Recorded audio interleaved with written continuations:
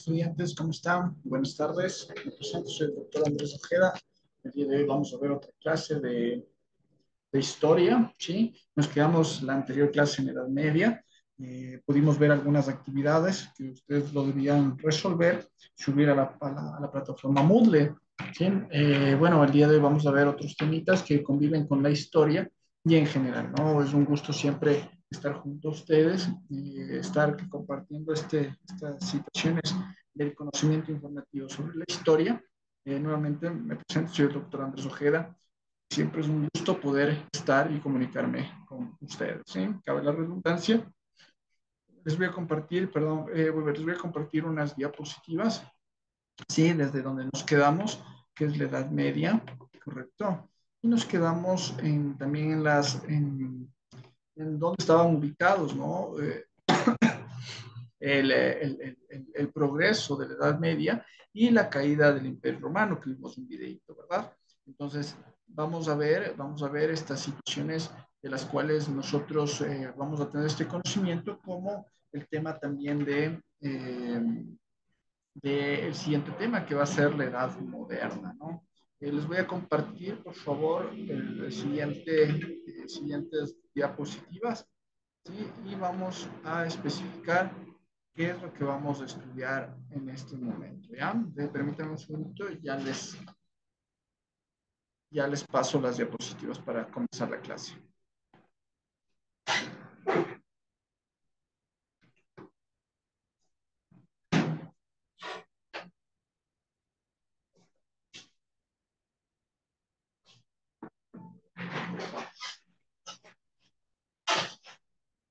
A ver, listos, ¿ya? Voy a pasar las diapositivas, ¿sí? Y comenzamos. El día de hoy vamos a poner como título, ¿sí? Vamos a poner como título el inicio de la Edad Moderna, ¿sí? El inicio de la Edad Moderna. Ya vamos a ver este tema que es la Edad Moderna, cómo se genera la Edad Moderna dentro de nuestro ambiente histórico y cómo se ha venido funcionando hasta el día de hoy, la Edad Moderna, ¿no? Entonces, a continuación vamos a copiar lo siguiente, ¿no? En el cuadernito ponemos lo siguiente, ¿sí? Que es, además, muchos exiliados bizantinos llegaron a Italia y contribuyeron a la expansión de la cultura clásica, una cultura que estaba siendo descubierta por los intelectuales de la época y que fue la fuente de inspiración del Renacimiento y el humanismo. Se gestó, pues, una nueva mentalidad que permitió realizar grandes avances técnicos y científicos y ampliar el mundo conocido. Pero el paso de la Edad Media a la Edad Moderna fue progresivo a lo largo de todo el siglo XV, ¿verdad? Explico. ¿Qué es lo que significa el siglo de la Edad XV, ¿no? ¿Qué es lo que pasó dentro de la Edad Moderna? El tema del progresivo cambio de la estructura de la Edad Media a la Edad Moderna tuvo varias consecuencias, ¿sí? Eh, ¿Qué consecuencias tuvo? Las consecuencias fueron radicales. ¿A qué nos referimos con radicales? Por las situaciones de la cultura. Esta expansión de la cultura clásica, ¿a qué se refiere? De la cultura clásica, ¿no? El tema de la intelectualidad, de lo que hablábamos en la anterior clase, la intelectualidad en el aspecto normativo dentro de la política, de la economía, derechos laborables, derechos, derechos en general, situaciones complejas, situaciones donde amerita un cambio, donde amerita situaciones de conocimiento, de pintura, situaciones de arte, situaciones de violentar los derechos de la mujer, situaciones de complejidades de una nueva mentalidad.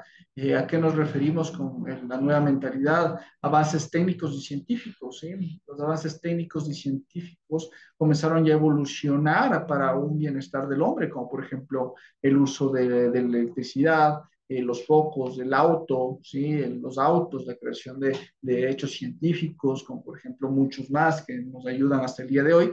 Entonces, en esta época del siglo moderno, comienza a haber estos pasos agigantados de una mentalidad distinta del ser humano, ¿sí? Más sobre todo también la tecnología, ¿no? La tecnología comenzó a avanzar de una manera muy buena dentro del proceso histórico del mundo.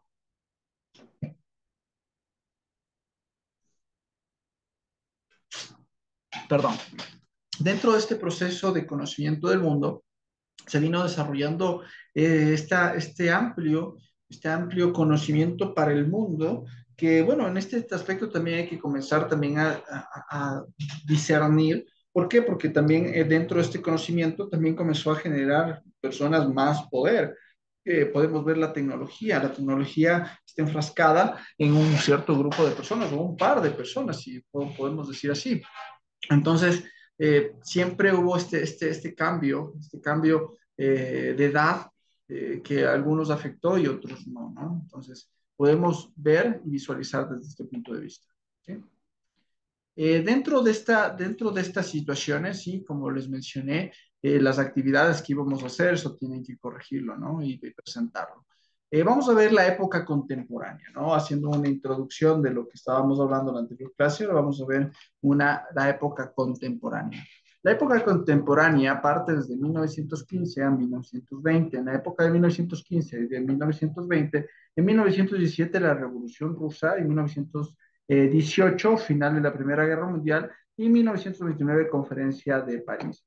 ¿A qué nos referimos sobre estas situaciones? La Revolución Rusa, no nos debemos olvidar que fue una situación de, no sé si les, bueno, sí les comenté sobre los zares.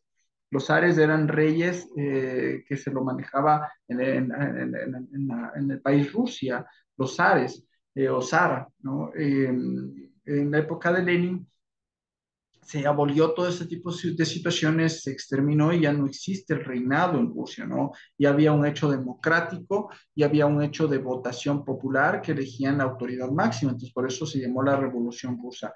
1918, el final de la Guerra Mundial, la Primera Guerra Mundial, nos damos cuenta que fue entre países austriacos, Francia, correcto, y algunos países más que se unieron dentro de esta batalla, ¿sí? Entonces, ahí podemos ver cómo el mundo comenzó a desarrollarse desde otro punto de vista, en la época contemporánea, ¿no? La conferencia de Brasil, dentro del proceso de la conferencia de Brasil, se pudo haber determinado las situaciones de París, se pudo haber determinado el fin de la Primera Guerra Mundial, ¿sí? Entonces, miren, son hechos históricos seguidos que formaron un cambio radical y un cambio de situaciones del mundo en general. Entonces, podemos detallarnos desde este punto de vista, ¿no? En la época de 1920 hasta 1940, ¿no? Vamos a ver todo ese proceso, ¿no? Nuevas vanguardias artísticas, dadaísmo, surrealismo y abstracción, que como Picasso, ¿no? Sí, entonces podemos ver este tipo de pinturas, ¿no? Siempre también nos podemos basar en la historia, no solamente en los hechos que haya pasado el ser humano, sino también en el arte, en la pintura, en la música, etcétera, etcétera. En 1920 hasta más o menos 1939, acceso de los totalitarismos, ¿no? O sea, el totalitarismo habla de supremacía política económica, ¿no? De muchos países, ¿no? 1925, desde 1920 a 1929, felices años 20, ¿sí? Desde 1930 a 1940, la Gran Depresión, ¿sí? Podemos ver 1929 el crack bursátil, o sea, el factor económico comienza a cambiar radicalmente dentro del mundo, la bursetabilidad, lo bursátil que estaba manejándose el mundo era sostenible y había una economía bastante estable. Pero después de eso viene la Gran Depresión por inicios de la Segunda Guerra Mundial. Dentro de este proceso ya hay una gran depresión económica, los países comienzan a generar más pobreza, desigualdad económica, la burguesía siempre va a ser burgués, entonces eh, los pobres, en cambio, generaban una pobreza extremis o extrema, en el cual lamentablemente no había un par. Entonces, todo esto comenzaba a fusionar y generaba una situación compleja dentro del ambiente del mundo, ¿verdad? Entonces, no solamente, y esto no solamente perjudicó a los países europeos o Estados Unidos y demás, porque ellos vivieron la Segunda Guerra Mundial, no, también a los latinoamericanos. ¿Por qué? Porque dentro del ámbito o el ambiente educativo, económico, político, también afecta a nosotros. ¿Por qué razón nos afecta a nosotros? Porque lamentablemente viene una situación compleja dentro de nuestras naciones que llevan a este punto, llevan al punto de desequilibrio a nivel mundial, no solamente a nivel nacional, ¿no? En 1929 comenzó una gran crisis económica mundial que se prolongó durante toda la década siguiente. Repito, en 1929 comenzó una gran crisis económica mundial que se prolongó durante toda la década siguiente. En Alemania, el partido nazi realizaba anualmente unas concentraciones multitudinarias, la de 1937 bajo el lema Congreso de Trabajo ensalaba las políticas de Hitler para hacer descender la falta de empleo en Alemania. ¿A qué nos referimos sobre estas situaciones? Hitler comenzó, él participó en la Primera Guerra Mundial muy joven, que perdió, ¿no? Él era descendiente austriaco, ¿sí? La es de Austria. Entonces, él formó también estas situaciones y formó el partido nazi con algunas personas más, ¿no? Él quería, bueno, por eso se enseñó bastante con los judíos, porque él decía que los judíos por la migración, igual que nosotros está pasando con nosotros hoy en día, la migración que está habiendo de los ecuatorianos hacia otras partes del mundo, igual, pero allá en Alemania había y decía, se están quitando el trabajo los austriacos, entonces él decidió hacer un partido nazi para ir en contra de eso y también en contra del gobierno de turno de esa época, ¿no? Primer ministro. Entonces, hoy en día comenzó a haber esta crisis mundial que lamentablemente generamos hasta el día de hoy. Sí hay todavía repercusiones en algunas naciones como Grecia. Sí, estas guerras a nadie beneficia, sino mucha gente perjudica. ¿Por qué? Porque lamentablemente es una situación bastante compleja que genera un desequilibrio en cualquier momento económico, político, porque miren, nos damos cuenta el día de hoy que cuando hay crisis políticas en las naciones, los países del exterior no quieren poner dinero, no quieren optar por poner un factor económico en ese país o llevar a una producción a ese país. ¿Por qué? Porque hay un riesgo y ese riesgo no lo va a asumir el empresario por las políticas, por la economía, por la situación de equilibrio dentro de un gobierno, por las situaciones de desempleo, ¿sí? Por la seguridad también. O sea, imagínense, un empresario va a poner una empresa y lamentablemente no hay seguridad y tal vez él diga me vayan a matar de la noche a la mañana. Entonces hay esa inseguridad dentro de lo establecido. Dentro también de este proceso podemos ver y cambiar estas situaciones. ¿Por qué? Porque eso crea inestabilidad en el exterior lo van a ver al Ecuador como que un riesgo para ir a optar y poner una microempresa. Entonces, por eso el país está decayendo, también la inversión interna está saliendo de fuera del país, porque hay hay mucha contemplación en la salida de divisas, por ejemplo. ¿Por qué? Porque, bueno, no estoy a favor de ningún gobierno ni apostilla porque soy docente, pero podemos radicar en el tema histórico que Guillermo Lazo no está velando por el país, porque está permitiendo que salga las divisas fuera del país y eso es bastante complejo porque no hay circulante de efectivo en el país. Entonces, si no hay circulante de efectivo en el país, ¿de dónde se va a sacar el dinero? ¿Cierto? Entonces, las grandes empresas lo que están haciendo es sacar el dinero, no dejándolo aquí en el país, no se lo produce aquí en el país. ¿Qué es lo que pasa ahí? Ese flujo de efectivo no lo existe, entonces va a bajar las compras, como baja las compras, va a haber una déficit laboral porque no va a haber cómo pagar ese valor de las compras que bajan, entonces esta persona se va a quedar sin trabajo y un desempleado más. Como hay un desempleado más, tiene familia, se desespera, es un ámbito social, político, psicológico, indirectamente no va a tener dinero y ¿qué va a buscar? Buscar una estabilidad y la estabilidad es robar. Entonces va a crecer también la delincuencia y la inseguridad dentro del país. Entonces, todo es una cadena que comienza a partir. Esto lo vivió, por ejemplo, después Europa, después de la posguerra, ¿no? ¿Sí? Como podemos ver aquí, ¿sí? Los protagonistas de la historia, como les explicaba Lenin, Benito Mussolini, que era en Italia, y Adolf Hitler, ¿no es cierto? Adolf Hitler, Benito Mussolini y Lenin, ¿verdad? Lenin como protagonista de la historia mundial en 1939 hasta 1946. En 1939 la invasión de Polonia, ¿sí? Victorias de eje, victorias aliadas, ¿no es cierto? 1940 invasión de Francia, batalla de Inglaterra, aquí podemos ver cuando fue la Segunda Guerra Mundial, 1941, invasión de la URSS, ¿correcto? ataque japonés de Pearl Harbor. No sé si ustedes han escuchado Pearl Harbor, de lo que sucedió. Los japoneses atacaron una base en Estados Unidos, ¿no? Permítame.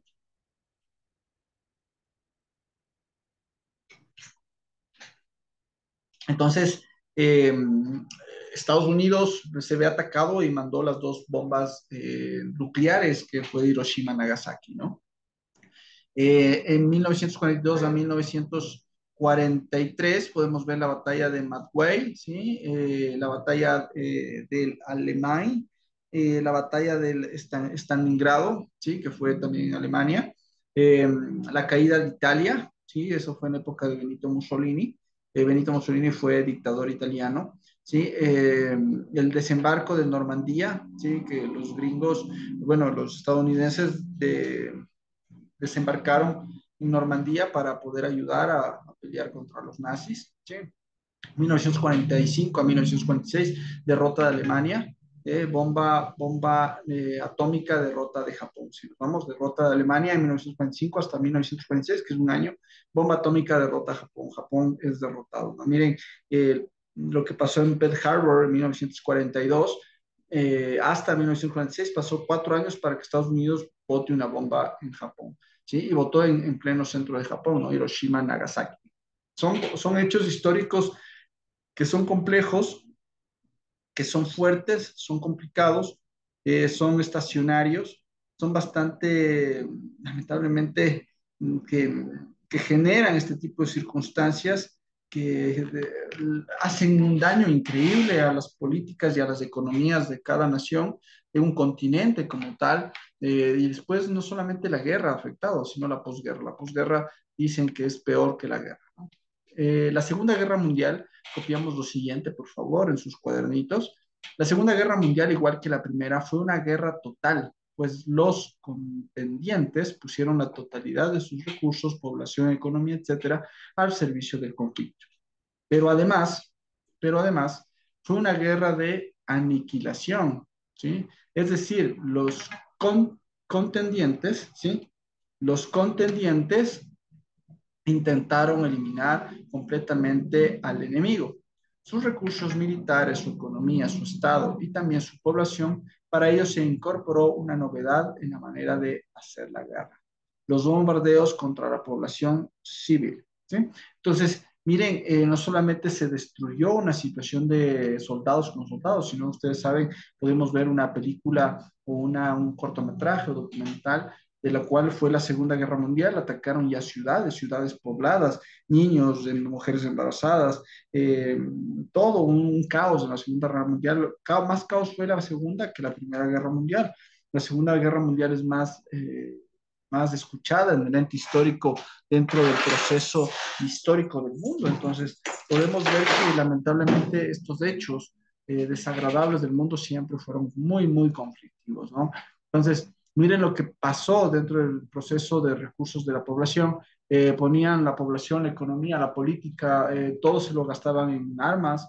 No había un valor que pongan en el capital, tal vez salud, educación y demás. Entonces, sí fue un complicado momento para todo el mundo en general, ¿no es cierto? Vimos también, como veíamos aquí en la parte de atrás, protagonistas de la historia. Ahí vienen los protagonistas, ¿sí? También de la historia, que también pudieron cambiar la historia de la guerra y de la Segunda Guerra Mundial.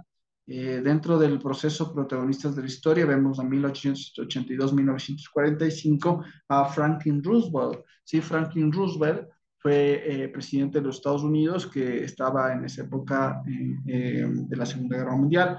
Winston S. Churchill fue 1874-1965, también fue primer ministro de Inglaterra en la época de la Segunda Guerra Mundial.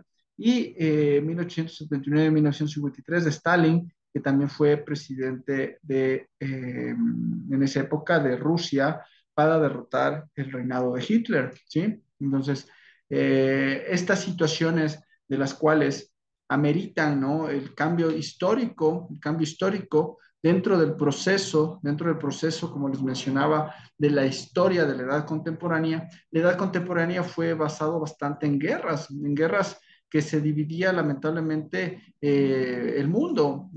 Por una parte, los que querían destruir el mundo en general y por otra parte, los que querían adaptarlo o conseguir un equilibrio mundial. Pero ese equilibrio mundial lamentablemente no se daba, no se concluyó.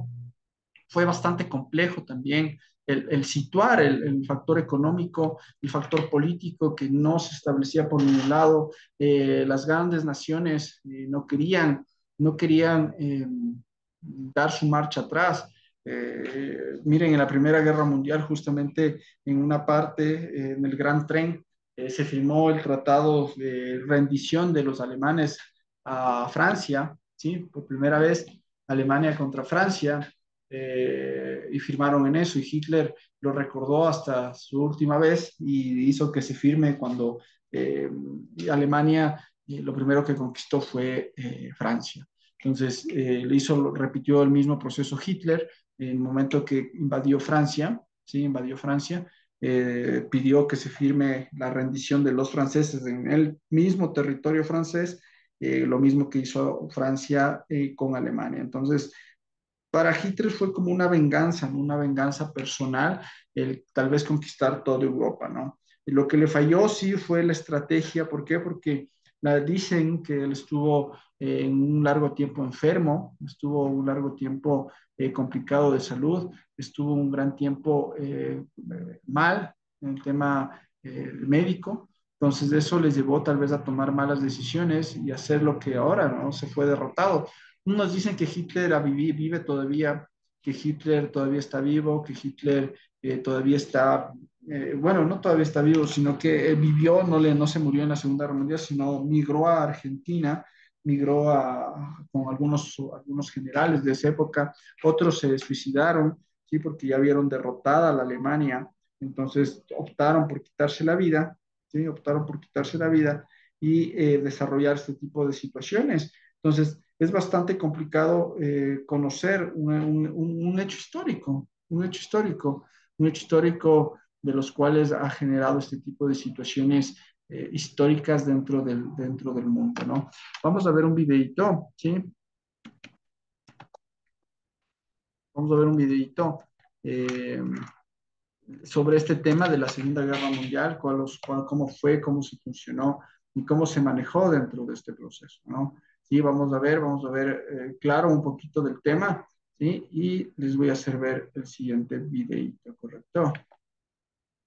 Permítanme un segundito y les comparto el video para que podamos ver todos.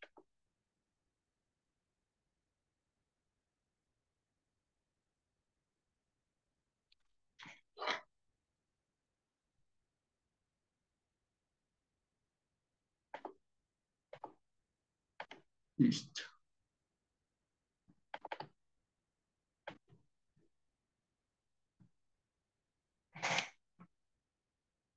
1939, Hitler invade Polonia. Esta es la acción bélica que realmente inicia la Segunda Guerra Mundial. La Segunda Guerra Mundial es la contienda más devastadora que la humanidad jamás ha conocido. Pero para entender cómo se llegó a este punto debemos remontarnos años atrás, por lo menos al final de la Primera Guerra Mundial. El Tratado de Versalles había puesto fin a la Gran Guerra y la Gran Alemania había salido muy perjudicada tras perder territorio y serle impuestas desproporcionadas compensaciones que debía pagar a los vencedores. Los alemanes necesitaban de un líder que les guiara como pueblo y que les hiciese recordar tiempos pasados. Por eso surge un tipo como Hitler, un pintor frustrado que supo canalizar la rabia y los anhelos de todo un país. Si se puede decir algo bueno de un villano como Hitler, es que era un gran orador y un maestro de la propaganda. Les habló a los alemanes de la superioridad de su raza y del camino que el pueblo debía seguir para engrandecer la nación. Hitler, a golpe de discurso, se erigió en el líder del Partido Obrero Alemán, transformándolo en el Partido Nacional Socialista Alemán, de ideas nacionalistas, supremacistas, racistas y un fuerte componente antisemita y antimarxista. En 1923, Hitler acabó en la cárcel tras un fallido golpe de Estado. En su encierro aprovechó para escribir el Mein Kampf, Mi lucha, libro desquiciado de escasa calidad literaria que acabaría siendo el evangelio del nazismo. Tras su encierro, Hitler volvió a la palestra política y acabaría ganando en 1932 unas elecciones con mayoría simple para alzarse como canciller de los alemanes al año siguiente. Nace el Tercer Reich, el tercer gran imperio alemán, en una coyuntura de crisis económica a nivel mundial.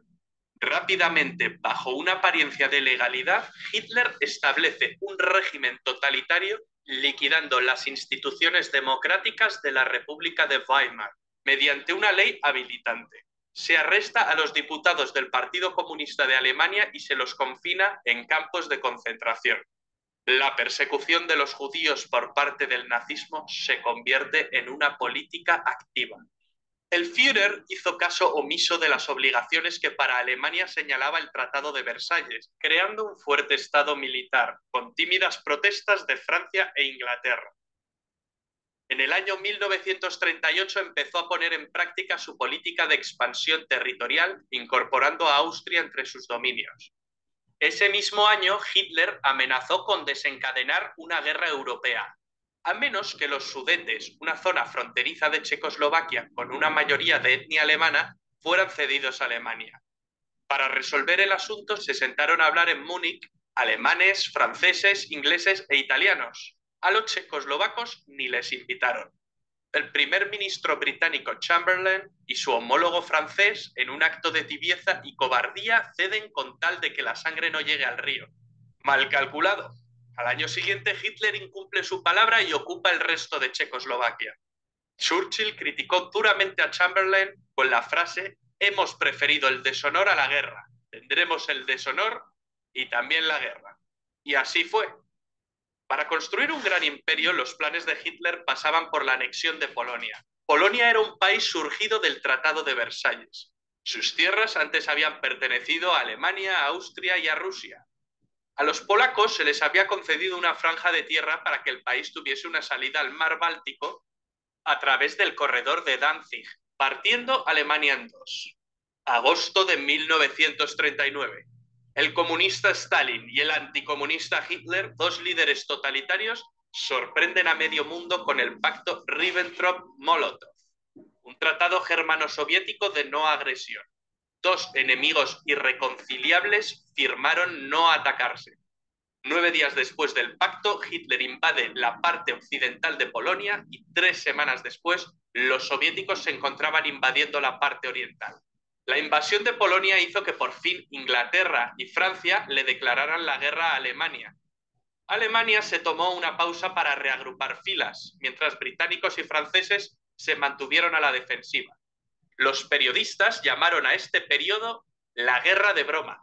Los ingleses mandaron tropas a Francia para frenar a los alemanes, la Fuerza Expedicionaria Británica. Las tropas francesas e inglesas se parapetaron tras la línea Maginot, una línea defensiva construida tras la Primera Guerra Mundial que los franceses creían inexpugnable. Durante este periodo de calma, la Unión Soviética atacó Finlandia. No fue un paseo, ni mucho menos. Los soviéticos sufrieron innumerables bajas. Finalmente, las fuerzas soviéticas no cumplieron su objetivo principal, el de conquistar Finlandia. Solo lograron conquistar algunos territorios fronterizos. Hitler pensó que el Ejército Rojo era un ejército débil formado por infrahombres. El Führer, muy crecido por sus avances anexionistas y ante la pasividad de buena parte de los líderes europeos, mueve ficha constantemente. Ocupa Dinamarca y Noruega. Los alemanes finalmente acabaron con la Guerra de Broma en mayo de 1940, tras atacar simultáneamente Luxemburgo, Bélgica, Países Bajos y Francia. El método es el anteriormente utilizado en Polonia, la Blitzkrieg o Guerra Relámpago. Consiguieron meter sus tanques Panzer por un lugar que se pensaba impenetrable para un ejército mecanizado moderno. El bosque de las Ardenas. El ejército aliado quedaría rodeado. La batalla de Francia parecía perdida. A finales de ese mes se llevó en la ciudad de Dunkerque una dramática operación de evacuación de las tropas aliadas en territorio francés. Alemania pudo haberle asestado al ejército aliado el golpe final, pero algún tipo de milagro debió ocurrir porque Hitler dejó escapar a más de 300.000 soldados. ¿El motivo? No se sabe. Hoy en día es un debate que sigue suscitando innumerables teorías. La batalla de Francia no duró mucho más. El 22 de junio, Hitler se reunió con varios altos oficiales franceses, quienes solicitaron un armisticio. Hitler seleccionó el mismo lugar y el mismo vagón de tren donde se firmó el armisticio con Alemania en la Primera Guerra Mundial. Esta vez se invertían las tornas y Alemania ocupa el asiento del bando vencedor. Así se puso fin a la guerra en Francia. Francia se dividió en dos, una porción ocupada que incluía París y otra no ocupada, controlada por un gobierno colaboracionista con sede en Vichy, presidida por el mariscal Philippe Pétain. Se la conoció como la Francia de Vichy. Charles de Gaulle inmediatamente se declaró en contra del gobierno de Vichy y proclamó la Francia libre. Llamó asimismo a formar la resistencia francesa. Italia y Alemania, las dos potencias fascistas, estaban unidas desde 1936 en una agrupación que Mussolini denominó el eje Roma-Berlín. Mussolini, el líder del partido fascista italiano, viendo la facilidad con la que Hitler conquista países, siente que ha elegido el bando ganador. Se ha apropiado de Albania y se ha sumado a los alemanes declarándole la guerra a Francia e Inglaterra. Il Duce, emulando a Julio César, quiere ampliar más sus posesiones, ya que Italia, al igual que Alemania, había llegado tarde al reparto colonial. Sus planes pasan por conquistar Grecia y Egipto, pero Hitler tuvo que salir al quite. Soy el de Ávila. Soy la hermana Palma Reyes. Soy la hermana Ábalos Latín y somos los misioneros. Venimos de todas las partes del mundo. Ir al quite para ayudar a los italianos, que más que una ayuda en la guerra suponen una carga. Los italianos no pueden con los griegos, pero llegarían refuerzos. Finalmente los alemanes invaden Grecia a través de Bulgaria. Mussolini luego atacaría las bases británicas de Egipto desde Libia. El objetivo era tomar el canal de Suez, la puerta del imperio colonial británico. ¿Pero qué había pasado en Europa tras la derrota de Francia? ¿Qué fue de los británicos? Churchill, nuevo primer ministro tras la dimisión de Chamberlain, rechaza firmar un armisticio con Alemania. Hitler decide ir a por todas. Pero conquistar Inglaterra no será tan fácil por su condición insular. Los ingleses consiguieron defender heroicamente su isla en la batalla de Inglaterra, una batalla que se libró sobre todo en el aire, la Luftwaffe contra la RAF. Churchill pronunciaría otra de sus grandes frases: nos dejó muchas. Nunca tantos debieron tanto a tan pocos. Durante más de un año Inglaterra soporta la guerra en solitario. Los nazis bombardean durante meses las ciudades más importantes de Inglaterra. Hitler cree dominar la situación y se ve como claro vencedor. Pero los ingleses resisten y dan la batalla. A finales de año, Adolf Hitler se entrevistó con el general Franco en Hendaya, una localidad francesa que hace frontera con España. Hitler quería que España entrase en la guerra de parte de las potencias del eje. Al final no llegaron a un entendimiento. Franco estaba dispuesto, pero el país atravesaba una enorme crisis tras la Guerra Civil Española. España, si bien prestó apoyo logístico, optó por el papel de no beligerante. Hitler había logrado que Hungría, Rumanía y Bulgaria se unieran a las fuerzas del eje. Solo faltaba Yugoslavia. Un cambio de gobierno en este país precipitó su invasión en abril del año 41. Hitler soñaba con un imperio alemán que abarcara desde el río Rin hasta el Volga. Es en este momento cuando Hitler decide ampliar fronteras y emprende la Operación Barbarroja, la invasión de la Unión Soviética. La gran motivación era el petróleo ruso. A Stalin, antiguo aliado de Hitler, le pilla un poco por sorpresa. No se esperaba que Hitler rompiese su alianza tan pronto. La invasión se había demorado con la invasión de Grecia y de Yugoslavia. Finalmente, en junio de 1941, los alemanes movilizan entre 3 y 4 millones de soldados. En un primer momento, los alemanes ganan campañas y terreno con facilidad. En un mes, Bielorrusia y las repúblicas bálticas, previamente ocupadas por la URSS, estaban en manos alemanas. Hitler calculó que pocos meses de campaña bastarían para tomar Moscú, pero el crudo invierno llegó y los ejércitos de Hitler se quedaron a las puertas. Lo mismo le ocurrió a Napoleón en su día. El eje Roma-Berlín se había ampliado en 1939 con la unión de Japón. Japón era el país más avanzado de Oriente y quiere librar a sus vecinos, es decir, a las colonias europeas orientales, del yugo de Occidente. Asia para los asiáticos. Era una frase común entre los nipones. Ya en 1931 empezaron la invasión de China, que continuó en 1937. Cuando Alemania ocupó Francia, Japón tomó el control de la Indochina francesa.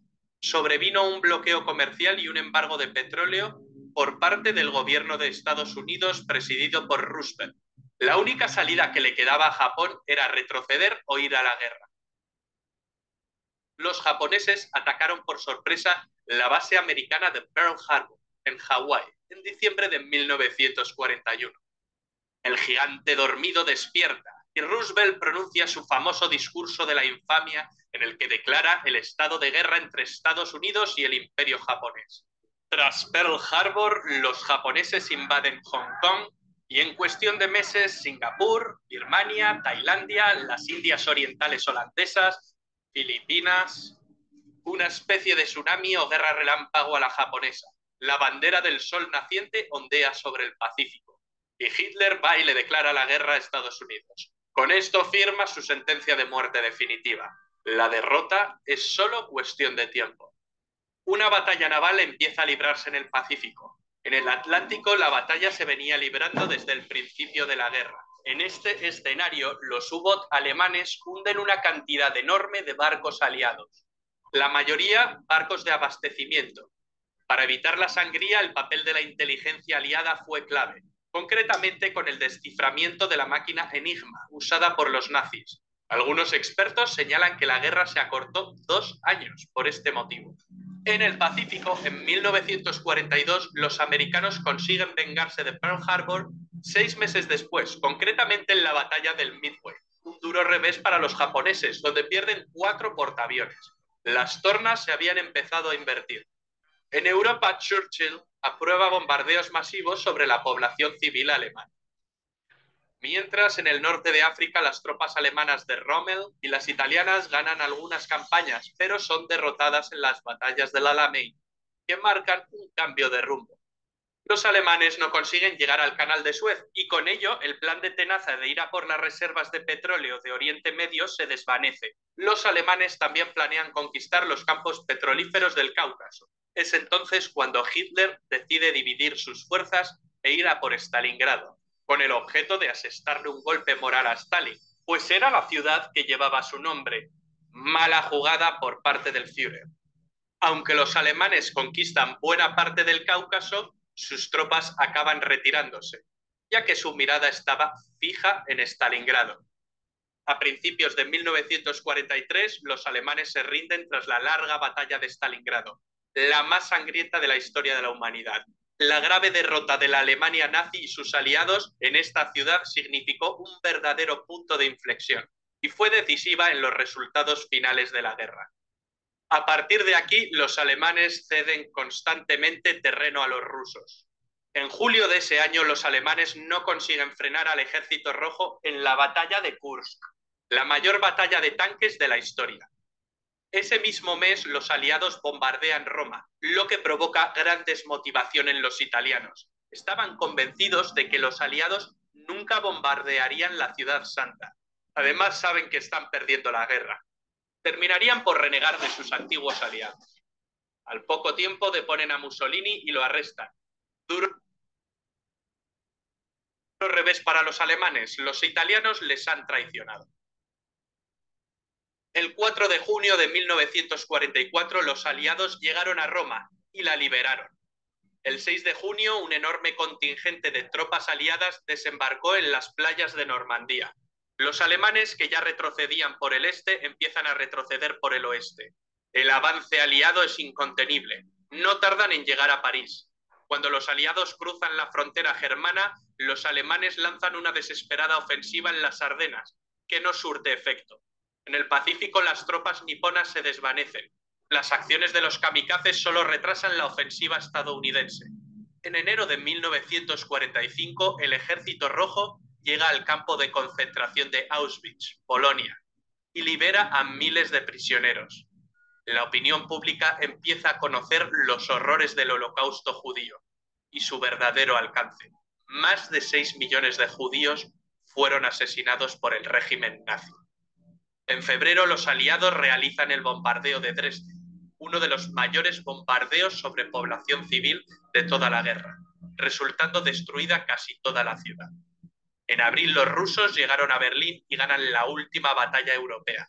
Ese mismo mes se suceden el fusilamiento de Mussolini y el suicidio de Hitler.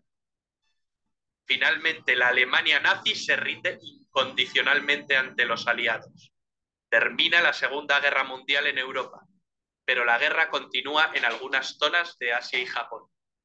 Hicieron falta 2 bombas atómicas sobre Hiroshima y Nagasaki en agosto para rendir al incansable ejército del emperador Hirohito.